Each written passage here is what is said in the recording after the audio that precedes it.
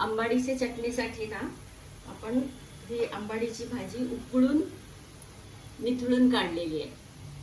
हे बघा, आंबाडीची भाजी छान अशी फक्त पानं घ्यायची आणि ती उकळून घेऊन त्याचं पाणी टाकून द्यायचं आणि फक्त भाजी अशी निथळून घ्यायची. आणि कांदा असा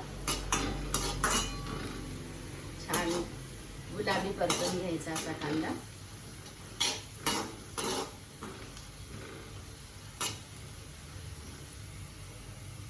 कांदा परतून झाला की आपल्याला त्याच तेलामध्ये खोबरे तळून घ्यायचे आहे.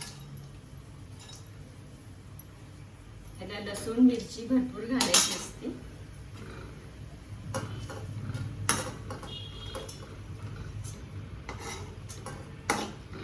कांदा तळून झाला हा असा गुलाबी. खोबरं तळून घ्यायचं.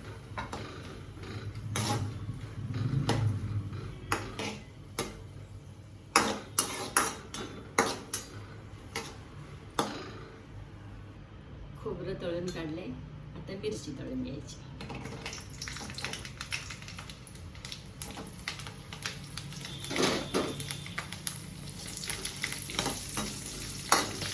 मिरची उडते म्हणून थोडंसं झाकण ठेवायचं.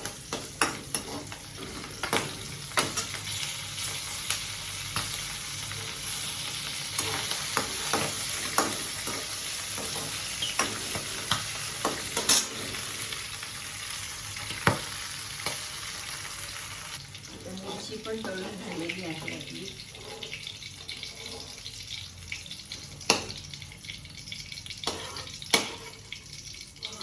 आता शेवटी सगळ्यात आपण ही भाजी परतून घेणार आहोत. उकळून जी घेतली होती ना पाण्यातून ही भाजी परतून.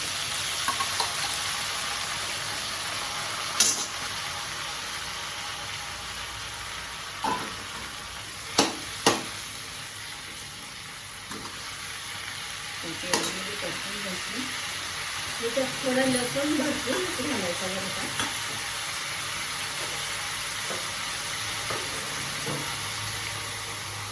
आता हे भाजून घेतलेलं आहे ना आपण, त्याच्यामध्ये एवढेसे जिरे घ्यायचे, जरासं जिरे आणि मीठ घ्यायचं.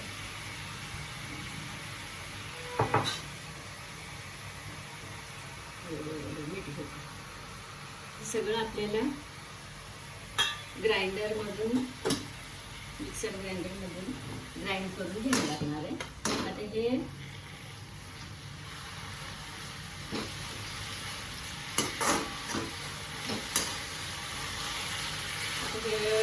भाजी परतून झाल्यानंतर थोडी गार व्हायला लागणार आहे. थंड झाल्यानंतर मिक्सरमधून काढायचं.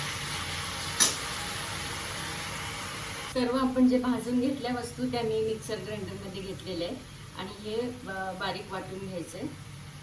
हे बारीक वाटून झाल्यानंतर ही भाजी सुद्धा वाटून घ्यायची आणि ह्याला उकळून अशी परतूनच घ्यायची बरं का. त्याच्याशिवाय ते खमंग लागत नाही. नाहीतर मग खूप जास्त आंबट किंवा तुरट अशी उग्र चव लागते. मग त्याच्यामुळे ही भाजी उकळून पाणी टाकून द्यायची आणि मग अशी थोडी परतून घ्यायची. मग थंड झाल्यानंतर ह्या मिश्रणासोबत हे आधी बारीक करून घ्यायचं, नंतर हे भाजी सुद्धा त्यातच घालून वाटून घ्यायची. तर सर्व भाजी आणि खोबरं वगैरे भाजलेलं आपलं वाटण तयार आहे. आणि शेवट आता आपल्याला फोडणी तयार करायची. ही चटणी खूप टिकते आणि प्रवासात खूप चांगली आहे. ही भाजी घेऊन जायला एरवी सुद्धा खायला तोंडाला फार चव येते. आता मी फोडणी करते. ह्याला फोडणीसाठी तेल तापल्यानंतर मोहरी,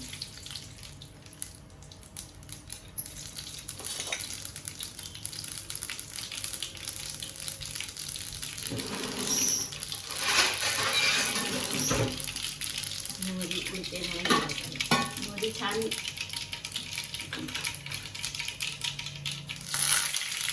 व्हायला पाहिजे, फुटली पाहिजे मोहरी छानपैकी.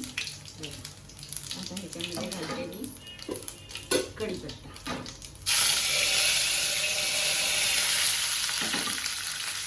हळद आणि आता गॅस केलाय मी.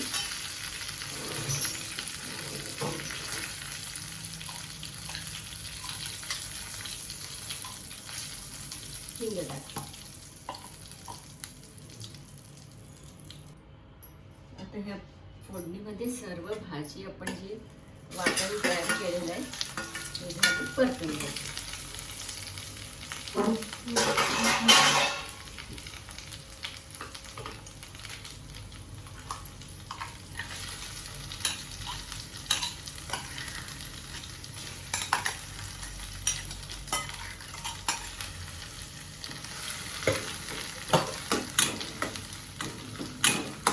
सगळं शिजलेलंच आहे आणि आपल्याला काही परत शिजवण्याची गरज नाही. सगळं आपण शिजवून परत हे करून भाजून व्यवस्थित घेतलेलं, त्यामुळे काय फक्त मिक्स करायचं आहे आपल्याला.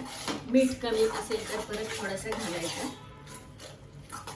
आणि एकदम वेगळ्याच टेस्टची ही चटणी तुम्हाला खूप आवडेल बघा. आवडलेलं असलं तर शेअर, सबस्क्राईब, लाईक करणे विसरायचं नाही, आहे की नाही.